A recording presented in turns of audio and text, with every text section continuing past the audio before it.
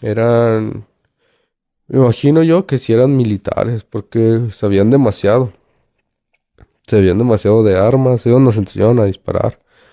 De hecho, no te miento, había uno que tenía acento como de Colombia, o sea, y nunca estuvieron encapuchados, ¿sabes de eso? Pero eran militares los que nos estaban adiestrando. Sí, ¿Cuántos militares eran? eran Tres. tres, y habían varios encargados ya directamente. O sea, eran los tres militares que daban el curso, más los sicarios, los que Sí, cuidaban. aunque si te soy sincero, eran más militares, nomás muchos se iban, regresaban. Digo que habían militares hasta de otros países, no me acuerdo mucho que había un güero, lo más seguro que era de Estados Unidos. Y él fue el que nos enseñó a usar fusiles, él directamente, armas cortas, armas largas, de todo nos empezó a enseñar. Buen adiestramiento militar, te digo, todo es militar. En este caso, si le invierten, o sea, a nosotros como tal, perdón, también utilizar muchos tipos de armas. Me acuerdo que a mí me enseñaron a utilizar la 9 milímetros Beretta, sé que era la más eficiente. En este caso sí, a mí me tocó cuidar a una persona importante. Te digo, casi todos bueno, no todos, no me consta pues, pero casi todos los de Cártel Jalisco son allá de Michoacán. Se les nota la verdad. Bueno, hasta eso pues al principio yo no entraba a las carnicerías porque veía el olor, o sea, me recordaba todo el olor así como de, y me daba asco. Te digo, o sea, ellos mueven gente de otros países, militares, entrenados de otros países. Te digo que habían militares hasta de Colombia, de Estados Unidos, que entrenan a uno, pues. Habían también militares de aquí de México, o sea, habían de todo.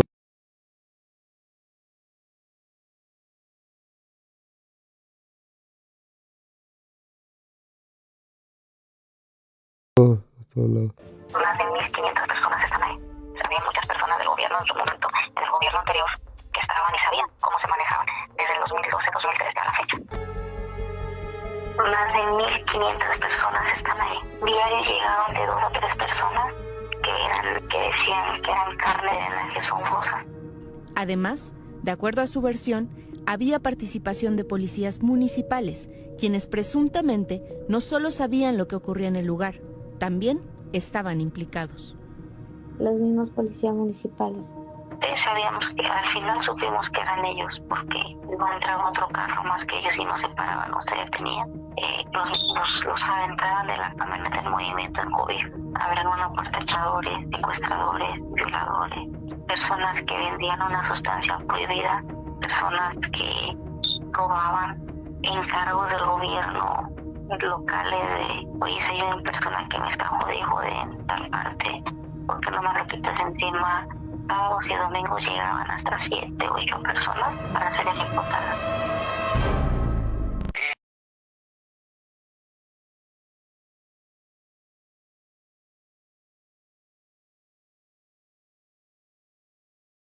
Que en esos lugares había muchas personas del gobierno en su momento, en el gobierno anterior, que estaban y sabían cómo se manejaban desde el 2012-2013 a la fecha.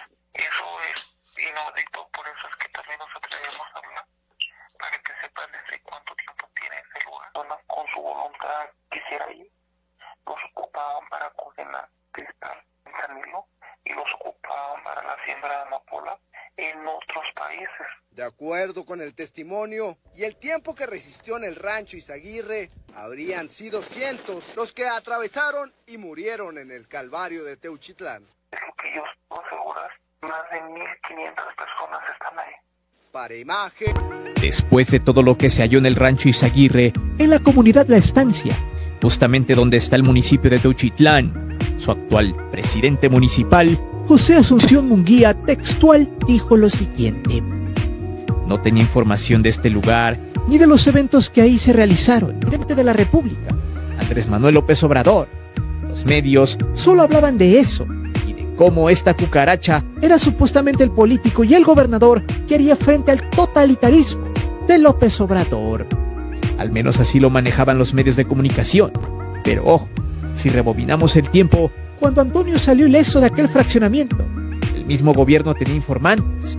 Qué curioso que en aquel tiempo se pudieron salvar algunos, pero años después, el Estado, curiosamente, jamás vio nada.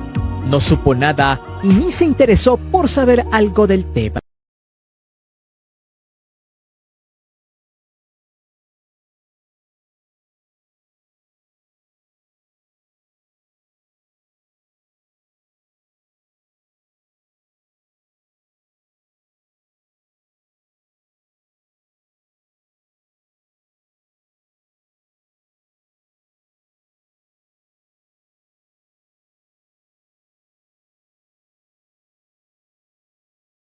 Aventábamos a la alcantarilla.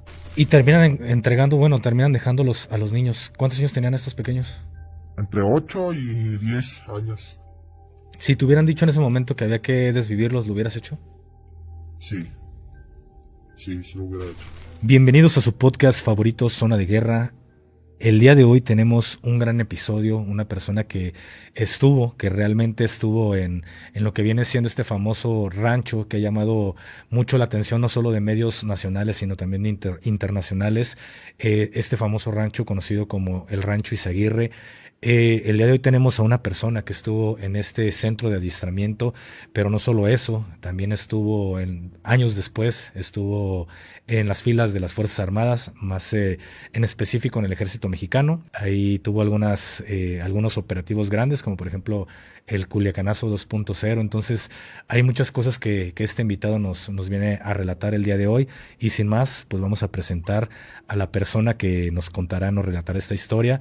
Él es conocido en este mundo como John Wick. Entonces, John Wick, muchísimas gracias por permitirnos escuchar tu historia y que nos vengas a aclarar un poco de qué es en realidad el Rancho Izaguirre, porque los medios tradicionales lo estuvieron manejando por mucho tiempo como un campo de...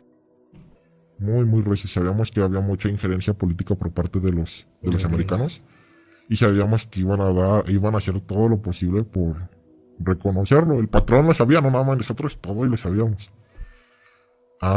Viéndolo por esta parte,